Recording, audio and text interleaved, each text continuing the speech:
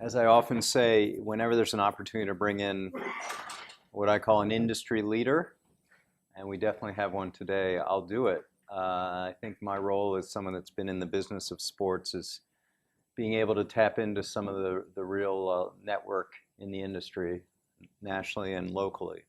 So we have that today. Um, Again, always seem to be apologizing for my own time if I'm called away because of this Adrian Peterson matter going on today. But I'm fortunate to be here with our special guest, Scott Proefrock from the Philadelphia Phillies. Let's give him a warm welcome. Thank you. That's the most applause we've gotten in a while. I knew you had that line.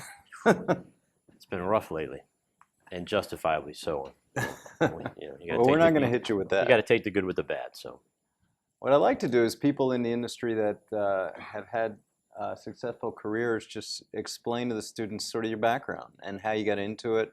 We've heard a lot of people get into it in ways way beyond sports. Somehow it's right place, right time, they end up in it. So, if you would, your background and getting into sports and then the Phillies. I will absolutely give you an interesting story, I think. I did not play baseball. I got cut from my JV baseball team. I was a basketball player. Played a couple years of basketball in junior college, and then transferred to William and Mary, where I was not good enough to play, even at William and Mary. But always had a love of sports. Always was very interested in it. I got an accounting degree at William and Mary, became a CPA, and worked in Richmond, Virginia, for 4 years with an accounting firm. I started out in the audit department and found that wasn't something that I liked, and then I tried the tax department and found that wasn't anything I liked. I'd started to work on a master's degree in taxation at VCU, and decided I didn't want to do that either. And I had worked in a restaurant in Cape Cod, where I grew up over the summers, and a couple of guys that I worked with had gone to the sport management program at UMass as undergrads, and one of them was with the Mets in '86, and got a world championship ring with them, and I thought that was pretty cool. So I decided that that might be something I want to do. And in actuality, a couple of guys I worked with, and I had looked into buying the Spartanburg. I think they were the Spartanburg Suns in the South Atlantic League in Spartanburg, South Carolina. And in probably what was the dumbest thing in my life that I had done, we could have bought them for a 10-year note for $200,000, paid $20,000 a year for the franchise back then. And that franchise, I think right now, is probably worth, let's see, they went to Kannapolis, and then I'm not sure where they went from there, but it's probably worth $15 to $20 million right now. So it wasn't real bright. But anyway, you wouldn't be sitting here. No, I wouldn't be. But anyway, what the three of us decided to do was, they would stay working in accounting, and I would go back to school and get a sport management degree, and try to figure out a way to, how to run a minor league baseball team, kind of thing was the goal. And I went to UMass, was accepted. It's a 1-year program. It was at the time in 1987. I'll be perfectly frank, it was not the most challenging academic experience of my life at that particular time. The sport management field was more geared towards PE majors that were looking to be athletic directors, and they basically gave them some pretty simplistic, business classes, marketing classes, that sort of thing, to try to prepare people to be an associate or assistant AD at a university, with a PE background. I spent a lot of time doing independent study. I worked with Professor Glenn Wong, who was at the program there, helped him write a sports law textbook as one of my projects there. And at that point, Major League Baseball had an executive development program, which they still have now. And Glenn was very instrumental in getting me an opportunity to compete for that position in the commissioner's office. I did not get that, but as a result, I held off getting an internship. One of the requirements for graduation was doing an internship, and I held off applying for one because of that. I didn't want to commit somewhere and then end up, getting the opportunity in the commissioner's office. And when I didn't get that, I started doing some work for the Cape Cod League, free, a lot of free work in getting your foot in the door, and tried to set up some corporate sponsorships for them. And while I was doing that, one of the professors that I had at UMass had left the program and gone to be the executive vice president of business operations for the Pittsburgh Pirates. A gentleman by the name of Bernie Mullen, I believe he's with the NBA now. But he called and offered me an internship, a paid internship, for $125 a week. And I was excited. I've been a Pirate fan since I was a little kid. In a small world thing. My mother had gone to business college with a woman who was the PR director at the Pirates, and had always sent me kind of autographs and programs and stuff when the heyday of the Pirates was of the early '70s to actually the whole '70s. Whether it was Roberto Clemente or Willie Stargell, those guys were all my heroes when I was a kid growing up. So it was kind of cool to go to work there. Meanwhile, I sort of strayed from the path of the buying the minor league baseball team for two reasons. One, at about that time, that whole industry just took off. The values of those franchises were, just exploding, and the timing wise, we sort of missed the boat on getting involved in that. And I'd gotten my foot in the door with an internship with a major league franchise, which is really not something I was necessarily anticipating. The job I had was I was a marketing intern, and the first thing I did was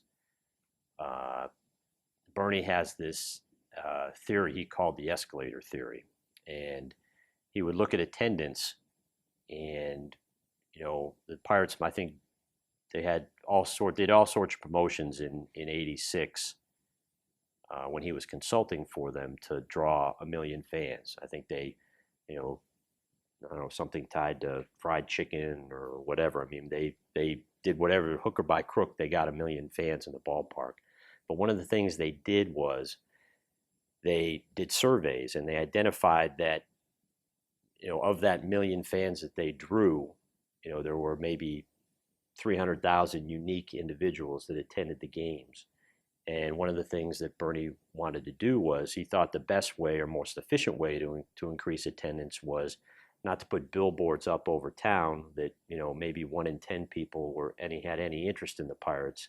His idea was to focus his marketing on people that already had an interest in the Pirates, and by increasing their frequency of attendance, from 3 times a year to 5 times a year, the attendance could grow from 900,000 to 1.5 million, and be a more effective and efficient use of your funds.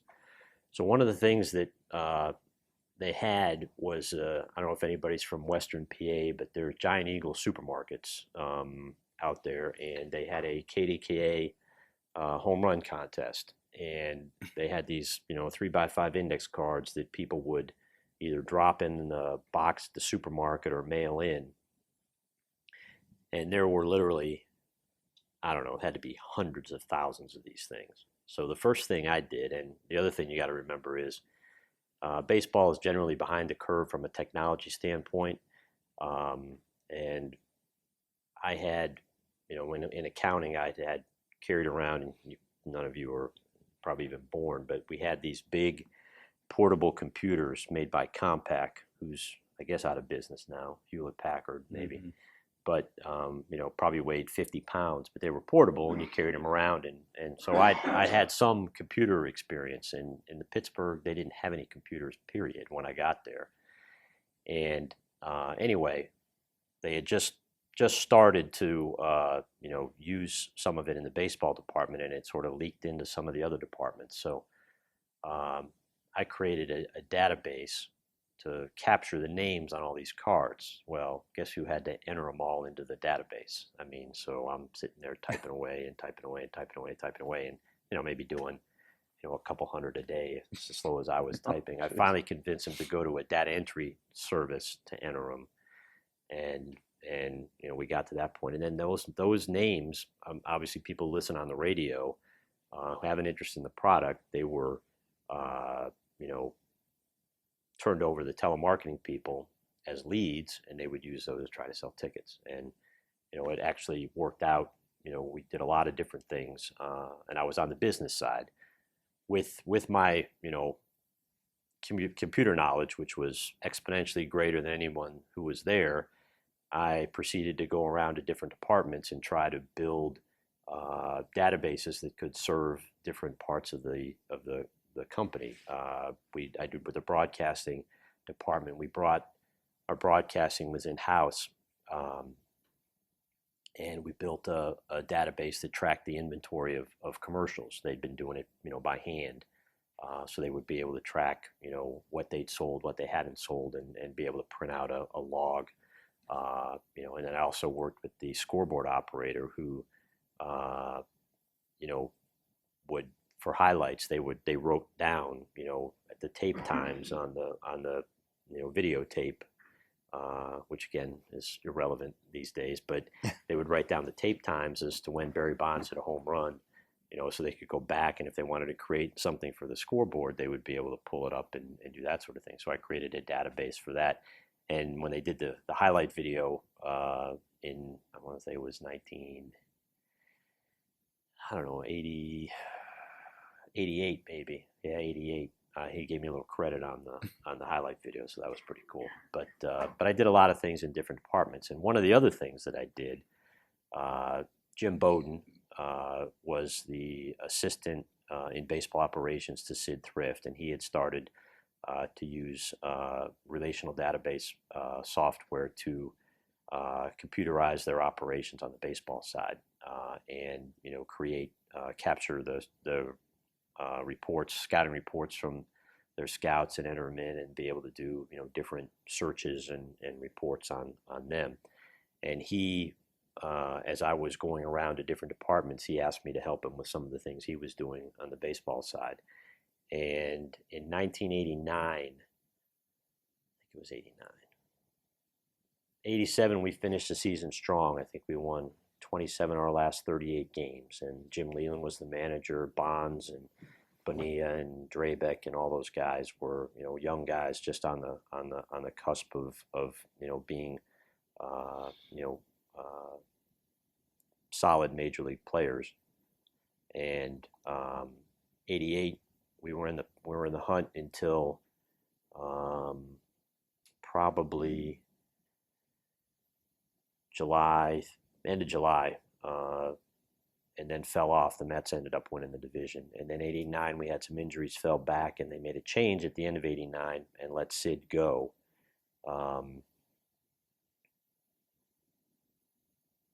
And maybe I get this wrong, but anyway, Jim stayed, but it was 88. At the end of 88, there was a power struggle. That's what it was with Sid. Sid wanted to take over both business and baseball, and he lost the battle. They fired him, and Jim stayed. But then Sid resurfaced with the Yankees in the spring of 89, and Jim left to go with him. And that left sort of a void on the baseball operations side. Jim hadn't really involved any of the other people, and I don't think any of the other people were really all that interested in being involved on the the computer aspect of things in the baseball department. And as a result, I sort of spent a lot of time trying to make sure they knew what was going on. And at the end of 89, being in the right place at the right time, they asked me if I wanted to work on the baseball side. And long story short, I had absolutely no thought whatsoever of working on the baseball side of the operation when I got into this idea to work in sports. And I would have been happy to just work in the finance accounting department with the Pirates for the rest of my life, because I was a pig in shit, because it was I was my team I'd idolized, followed and as a kid, and Willie Stargell, Kent Ticovey worked for the club, Steve Blass. I mean, they were around all the time, and it was cool, and to get to work on the baseball side was something I'd never even imagined, because I figured I hadn't played at any high level, and I thought that was the prerequisite, to have a chance to work on that side. And from that point forward, I've been very blessed. I've been in the game now 27 years, and I can honestly tell you I haven't felt like I've worked a day in those 27 years. It's been a labor of love, and I have a passion for it, and it's just been a great ride. I was with the Pirates on the baseball side in 1990. We won the division, lost to the Reds in the playoffs. My boss, Chuck Lamar, was hired by the Braves to become their director of scouting and player development, and he asked me to go along with him. Just to give you a little story with regards to that, he left. I had been at the GM meetings with our general manager, Larry Doty, from the Pirates, and we got back, and Chuck called me and asked me if I wanted to go to the Braves. And I said, well, I got to think about it.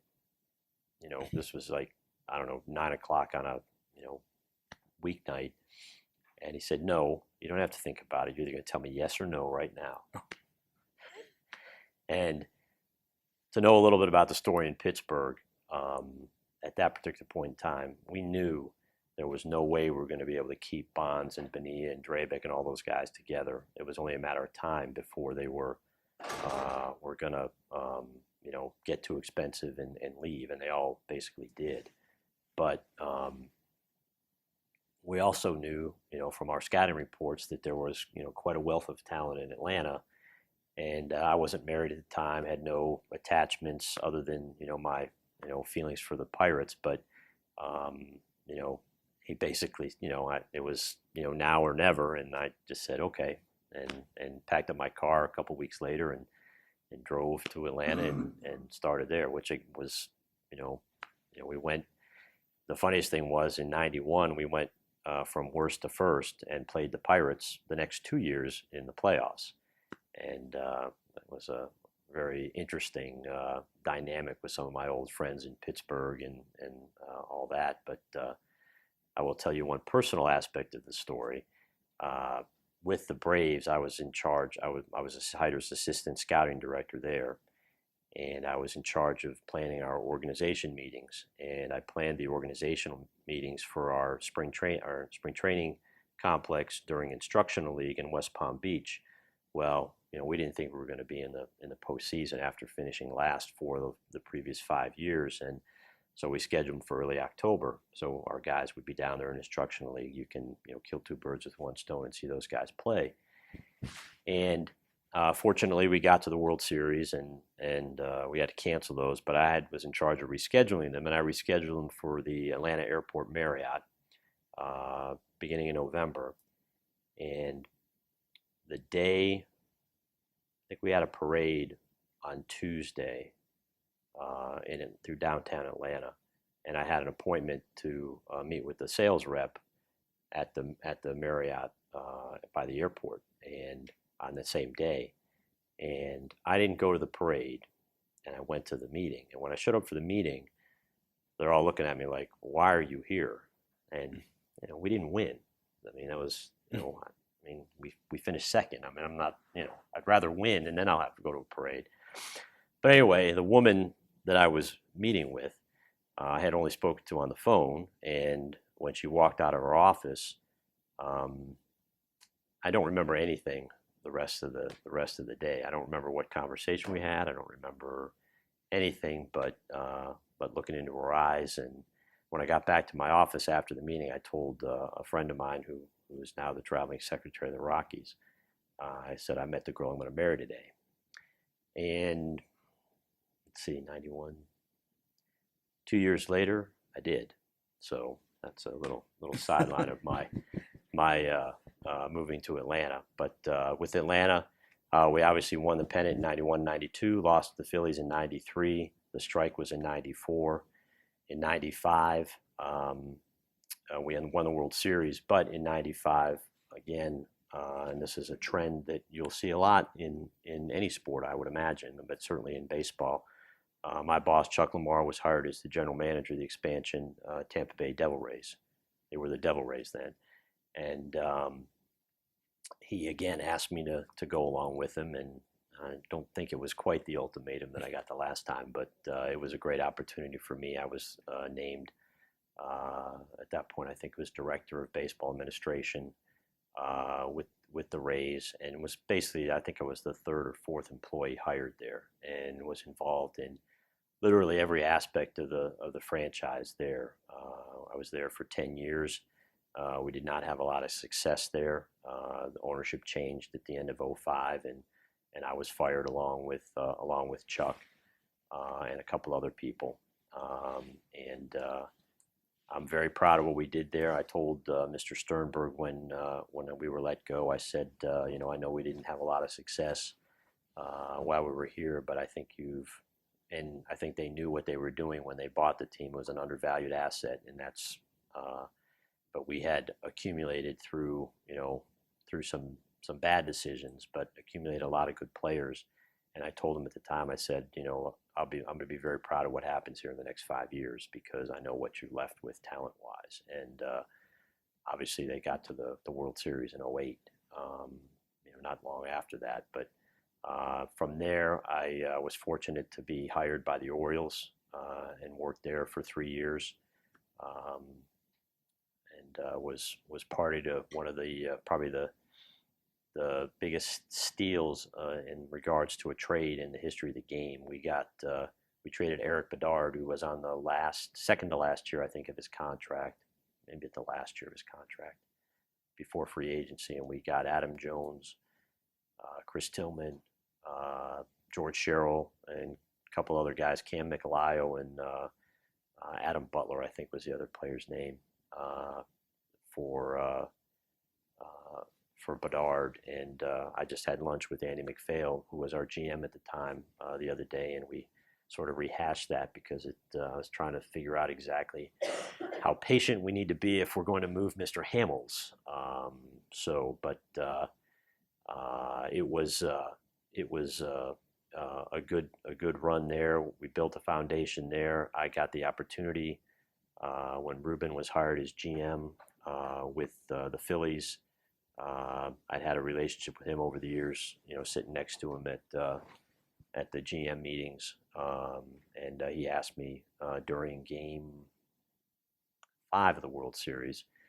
I probably shouldn't say that because he hadn't been officially named then yet, but I think he had an inkling that it was going to be. But he asked me if I would be interested in coming on board with the Phillies, and I said I was, and here I am. So we had a pretty good run in 9, 10, and 11, 3 more divisions, best record in the game all 3 of those years. And then, as happens, our players started to get a little older. We started paying them for past performance instead of future performance to try to keep keep it going. And injuries befell us in 2012 with Chase and Howard from the 11 postseason forward. Halladay had some injury trouble, and then 13 the same thing continued. And we tried one more time, one last gasp, I think, to try to extend it, and it didn't work out so good. So now we're left in a situation where we have some really old players with some really large contracts and some restrictions to them that we have to figure out how to move forward and turn the page. So unfortunately, the pages are a little sticky. So, but that's where we're at, and that's how I got here. So, Actually, I'll pick up on the last phrase you used about a minute ago. Past performance rather than future performance. Contract decisions are very emotional sometimes. And I think what we're seeing in baseball, and that's moved to other sports, is more of a detached, analytical Moneyball, if you will. Absolutely. Look at paying players, undervalued assets versus I think you've admitted it. I think we've seen it as fans.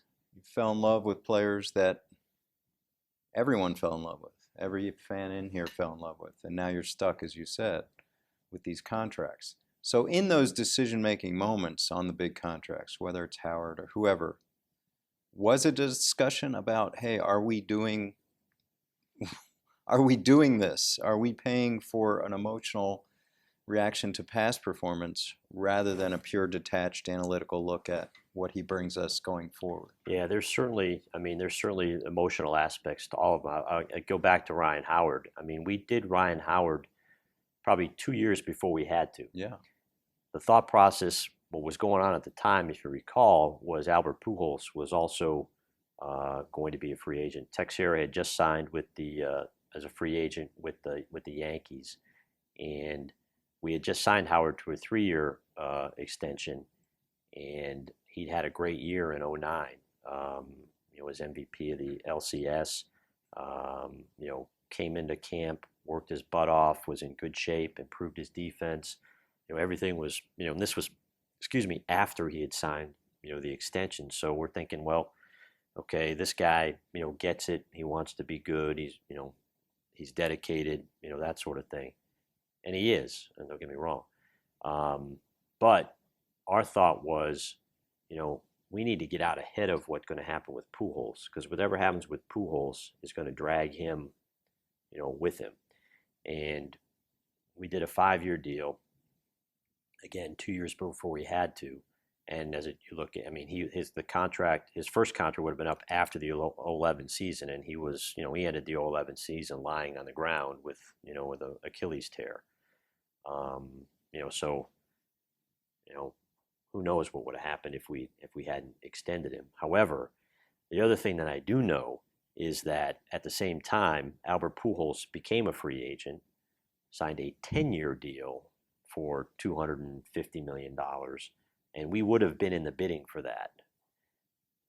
Prince Fielder signed a 9-year deal, and he ended up getting that only because Victor Martinez, hurt himself and was down, because I don't think the market was there for him until that happened. Right. But looking back on it, I mean, I think we probably saved ourselves from being having a 10-year. We'd have Albert Pujols, but we'd have him for 10 years, and through his year 43. So, I mean, I think we did the right thing. It didn't work out right. That was not an emotional decision. That was a calculated decision to try to get ahead of the market. Right. Now, some of the ones we've done, recently, Carlos Ruiz, I can honestly tell you, was an emotional one. I mean, he's 35, 36 years old. We signed him to a 3-year deal with an option. He's, one of the fan favorites, whatever. That's the perception, and it was quite a heated argument, through the process to whether we needed to, to sign him or go in a different direction, and we ended up signing him. Chase Utley, we did build some protections into that contract. It was a 2-year deal with 3 club vesting options, so that if he does have some further knee problems, we're protected, in that situation. Cole Hamels, that was sort of a no-brainer. However, we got, drug up because of what we did with Cliff Lee, and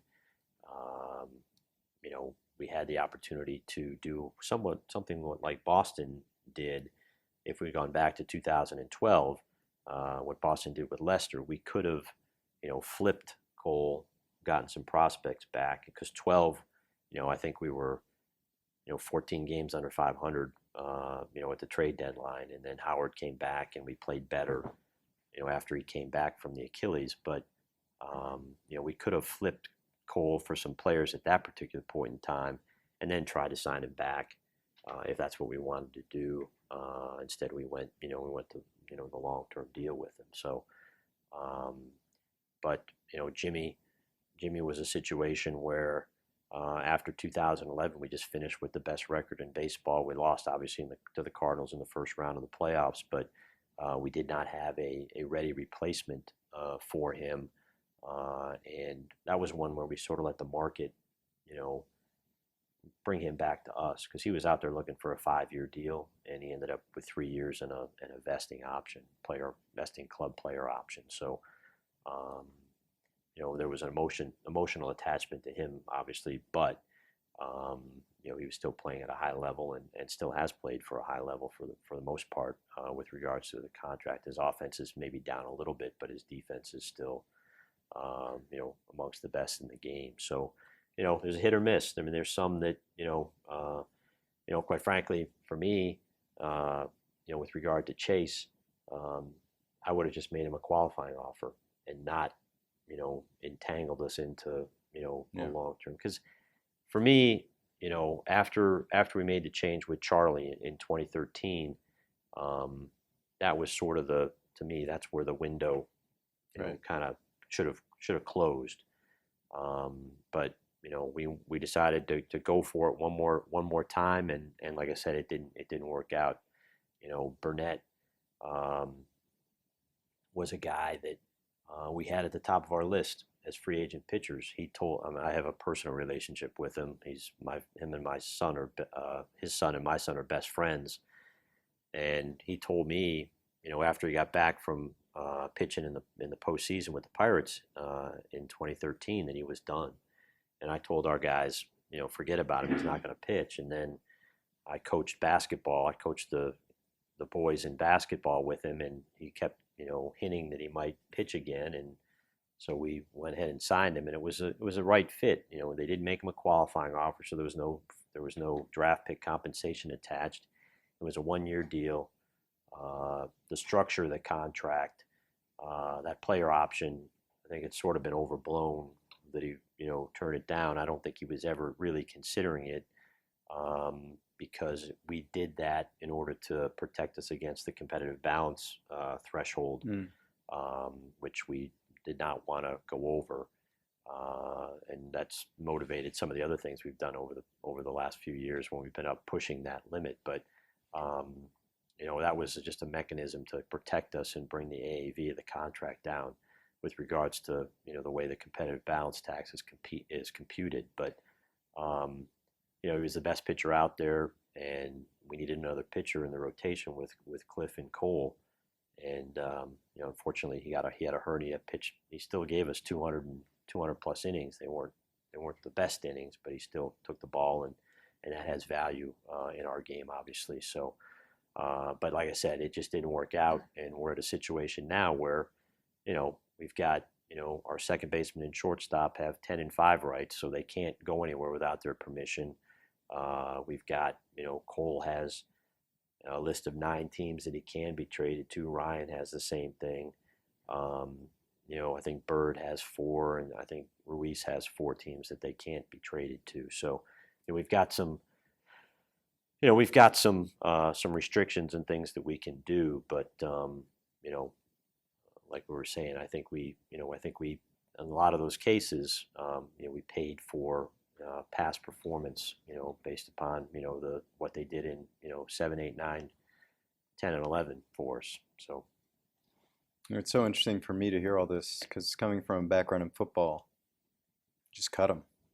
Yeah, it's a whole different. You don't have guarantees, so you just move on. Now you have cap hits, but that's not cash hits. So usually football contracts, 5, 6-year deals have 2 years basically guaranteed. So then it's, you know, they're only worth the paper they're written on. Yep. But these are real deals. Oh yeah. Oh yeah. So talk a little bit about not having a cap, but I'm sure through ownership you have a budget. Absolutely. And you talk about making the decision with some of these bigger deals. Obviously that comes from above, like you got the money to do it. Right. Well, they've been great. I mean, you know, Cliff Lee, going back to that whole situation. I mean, we had traded him, which I don't know, may have been, you know, one of the starting of the dominoes for us. We had a chance to sign him at the winter meetings in 2009 after we'd been to the World Series, after we traded for him, and Ruben and I met with his agent. We offered a 3-year deal with an option. He had 1 year left, and we did 1 + 3 and an option, and he wanted 1 + 5. He was happy with the dollars that we'd offered him, and Ruben and I thought, this is great. We're going to get 1 + 4. We'll get a deal done, and we went back to meet with the rest of the baseball people, and they couldn't believe we'd offered him as much money as we'd offered him. I think it was $18 million a year for 3 years with an option or something like that, and so that took us aback a little bit. And what had happened earlier is that we had tried to talked about trading for Halladay over that at the trade deadline. We didn't get him. We got Cliff instead, and it worked out very well for us. But Toronto changed GMs. J.P. Ricciardi was let go, and Alex Anthopoulos came on. And Alex had approached Ruben at the GM meetings in Chicago that year, and had continued conversations with him. And we ended up, exploring that. And what ended up happening is we actually got Roy at I think we did he had 1 year left, and we did a 3-year extension on that. And when we were able to get that done, we gave up Travis d'Arnaud and Michael Taylor and Kyle Drabeck, I think, was who was in that trade. And those were 3 of our better prospects. And ownership was, you can do that, but you got to find a way to replenish the players you're giving up in the system. And when we didn't, when we got that kind of feedback from, the rest of the baseball operations people on Cliff, that they didn't want to pay him that much money, and we got Halladay, who we thought was a better pitcher at a deal that we were more comfortable with. The only piece that we had that was able to be moved was Cliff. So, we traded Cliff and ended up getting, 3 players, Philippe Almond, Tyson Gillies, and J.C. Ramirez back for him. And probably, I don't know, there's something about trading Cliff Lee. If you go back and track who he's been traded for, there's not anybody that he's been traded for that has done anything, with the possible exception of Carlos Carrasco, and that just happened this year with the Indians after that was 2009, so that was 5 years later, 6 years later. He ended up in the rotation and pitched very well at the end of the year. But Lou Marson, Jason Donald, Jason Knapp, none of those panned out. Seattle traded him to Texas for Smoke, Lutke, I don't know, Blevins or Bevins, I don't even remember. I honestly, of the 12 players he's been traded for, Carrasco's the only one that's done anything, which again gives you a little idea of some of the risks involved in trading for prospects. But anyway, Halladay we got done, and then we had to trade Cliff. Again, as you say, on orders of ownership, basically, that if you're going to do this, you need to find a way to get more players into the system. So that's the kind of give and take that takes place. Now, moving forward, after 10, I'm sorry, we lost to the Giants in the LCS, and Cliff was a free agent, and Jason Worth was a free agent, and we made Jason an offer we were comfortable with. I think it was 3 years and $48 million with an option for another 16. And obviously, we were blown away by what the Nationals did. 7 years, $128 million. But I had stayed in contact with Cliff's agent, who I was I was friends with because he's also AJ Burnett's agent, and I'd met him a few times, at AJ's house with entertaining or whatever. And Cliff was extremely upset when we traded him. His wife was probably even more upset when we traded him. But I would send, Derek Broniker is his name, send him emails, texts, whatever, good luck, because they made it to the World Series. The Rangers did after he was traded from Seattle to Texas, and stayed in touch with him. And after we knew Worth wasn't coming back, we sort of kicked it around a little bit about Cliff's available. Do we want to go down that road? And the only people that knew that we were pursuing him were David Montgomery, myself, and Ruben, and eventually Pat Gillick, because David was of the mindset that we just lost Jason Worth, to free agency. If we go after this guy and don't get him, it's going to be a disappointment, for the fans from a marketing standpoint. So we didn't tell anybody, and we went, well over budget, to be able to do that, and it turned out to be a huge, boost to the fan base and excitement and all the things that it did, and obviously he pitched very well for us in 2011, and we got back to the postseason, and he's pitched very well for us, obviously since then, except for being hurt this past year. So, but that was a situation where they decided to go well beyond what they wanted to bring back a popular player into that situation and basically go over budget in that circumstance. But the only mandate we've really had is to stay beneath the competitive balance threshold, which is was 178 million up until this year, and it's 189 million now. And the contract values are calculated differently than just what the cash is paid out that year. I mean, in Howard's case, the first 3 years I think were 20 million, and the last 2 years are 25 million.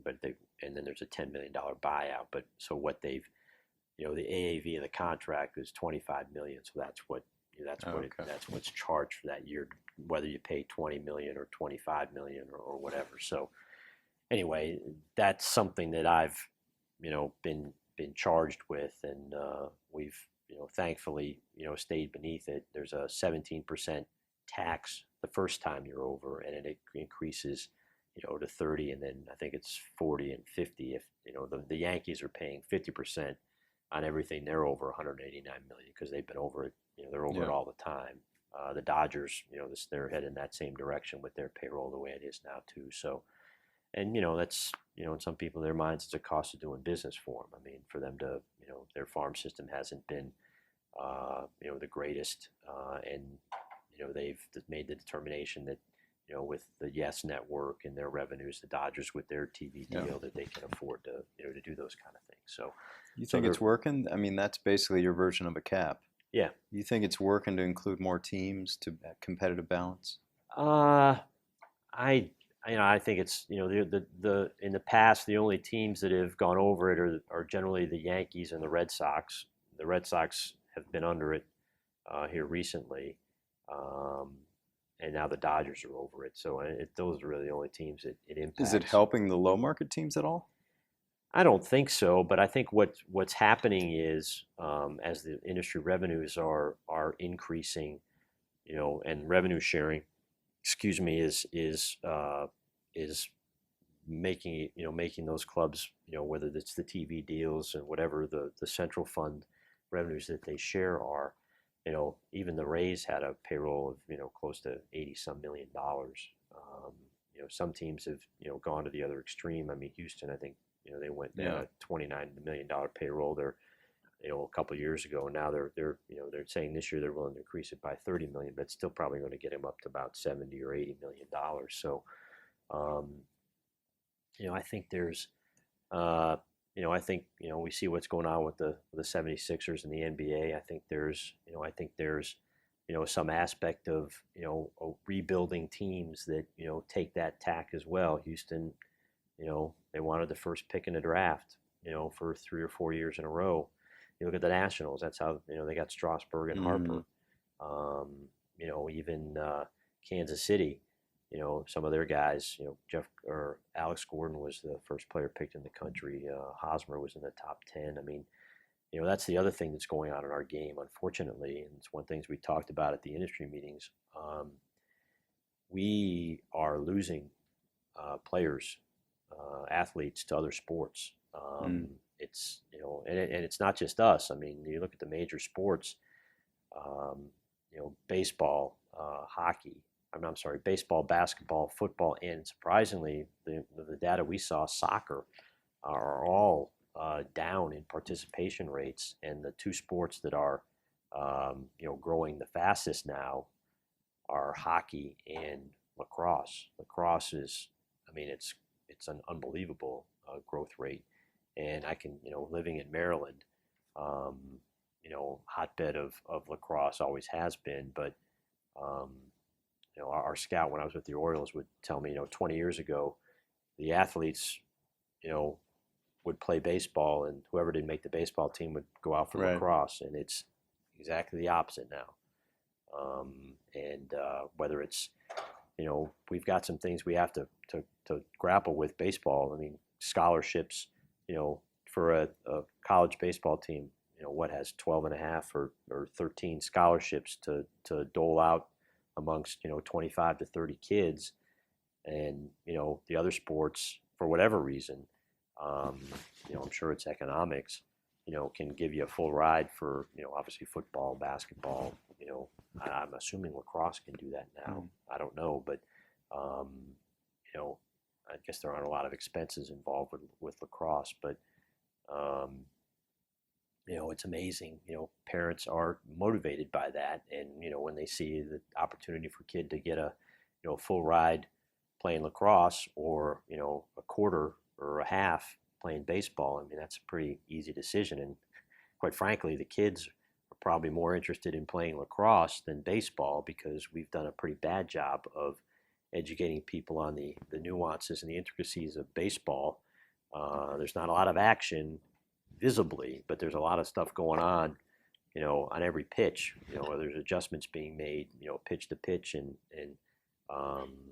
situation to situation, and there's not a lot of action. And when at that young age when they play it, I mean, I watch my son go through T-ball and all the rest of it, and it's hard to watch, and I imagine it's not that much fun to play when you're standing out in right field or wherever, and the ball never comes to you in an hour and a half that you're out there. So we've got to do a better job of making it more interesting, and making it more attractive for kids to play, because if we don't, we're gonna be watching non-American players playing the game. I mean, the percentage of foreign players playing the game has gone up, and this is just in the major leagues. But I think it's I guess this is in the major leagues. I think it was in the low 20s, and now it's in the mid 30s. The percent of non-native players playing in the major leagues, and it's a trend that's continuing. I sat in the draft this year, and it's been a while since I've been in there, but it struck me that we're talking about players in the third or fourth round that we didn't talk about, in years past. And it's been 5 or 6 years since I was in there in any extended period of time, but we didn't talk about those guys until you got into the low teens. Players that have one tool that can only do one thing, and it was really surprising to me that we there was that lack of talent. I mean, it got to the hitting and offense. I think everybody's aware offense in our game is way down, whether it's related to the PEDs or whatever, being out of the game. But we don't have a lot of pitching in our system at our upper levels. And I thought, the thing to do would be to take a pitcher, which we did. But when sitting in that room, there might have been, a handful of guys that you thought were hitters, were legitimate hitters, and if you didn't take them in that first pick, they weren't going to be there afterwards. There was pitching, that you could get afterwards, but if you didn't take the hitter with that first pick, you weren't going to get one. Right. And that was an interesting revelation for me, because oh well, let's get the best pitcher, but you still got to find somebody to hit the ball, play offense. So, a couple minutes for quick questions. Yeah. Question about Saints, especially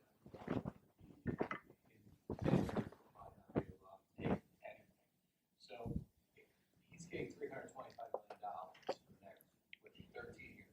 right. 38 years old. How can baseball sustain these contracts when it's going to be so much dead money for all these guys when their bodies just can't? It's impossible to keep up without taking. I'm not saying pushing these drugs. I'm saying contracts need to be reworked, or you have to, next time when the players and the owners sit down, like there has to be something set up where max deals like in basketball or something.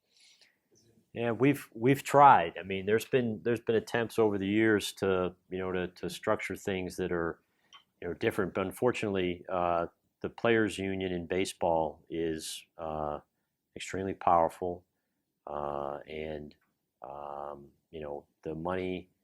We've been unable to to get any type of salary cap, or I mean they'll go on strike for that. I mean we've had opportunities. I think in my experience over the years, our best chance was was '94, and I think we had them honestly, but we succumbed to whatever pressures there were at that particular point in time. I mean I've talked to guys who were players at that time, and they basically said if we'd held out through the start of the season and actually put the replacement players on the field, which we almost did. I mean, I remember it was with the Braves. We had, we actually had them in Atlanta, ready to open the season, and they made a breakthrough, and the season was, pushed back, for 3 weeks, and had spring training, and then I think this season ended up being like 144 games or something like that. So, but since then, I mean, C League has made it, such a an important thing to have labor peace. After that, I think he canceled the World Series in '94, and that that's probably the he's big on has been big on his legacy. There's there was no fight, no appetite to go down that road, and obviously some of the things you saw with the infighting or the intrigue with the commissioner, with Reinsdorf and some of the other guys who I think were more hardliners. I think they had the opinion that that might not be the most important thing, that we do need to get some some relief in that area, but I don't know. I mean, they probably had to overpay in that market with what's happened. That owner suffers from a little bit of lack of credibility in a lot of ways down there, and he probably had to go way beyond, over and above, to get that deal done. I mean, again, who knows? You hope it's not a precedent for more things to come. But I mean, I saw a comparison between that deal and Trout's deal, and they were sort of mocking Trout for taking the the shorter term deal. But my understanding is that they offered more than that, and he didn't want more than that. He wanted to be able to become a free agent, when he was 28 years old, or whatever it is, whatever the time frame is. And Stan can opt out of this deal after 5 years. I think that was an important thing from his perspective, because he doesn't trust Jeffrey Loria. After what they did, to get the stadium, and then they signed Burley and Reyes and those guys, and backloaded the contracts, and after 1 year they shipped them all away. He was not happy with that, and I think he needed some reassurance for that, and he's basically in control after those first 5 years, which is which is kind of scary from the standpoint of the franchise. But we'll see how it plays out. But I think that's more of an outlier than it's going to be a template for other things to come. But I don't disagree with you, Matt. You switched from accounting or finance to the business operations. Did you learn a lot on the fly, or was a lot transferable? I had a lot of experience, working with Jim Bowden on the baseball side, and I've just been a fan, forever. I'm not a scout. I don't pretend to be a scout. I've had the opportunities to go out and be with our, when I was with the Braves, I traveled with our cross-checkers a lot and saw a lot of amateur free agent players.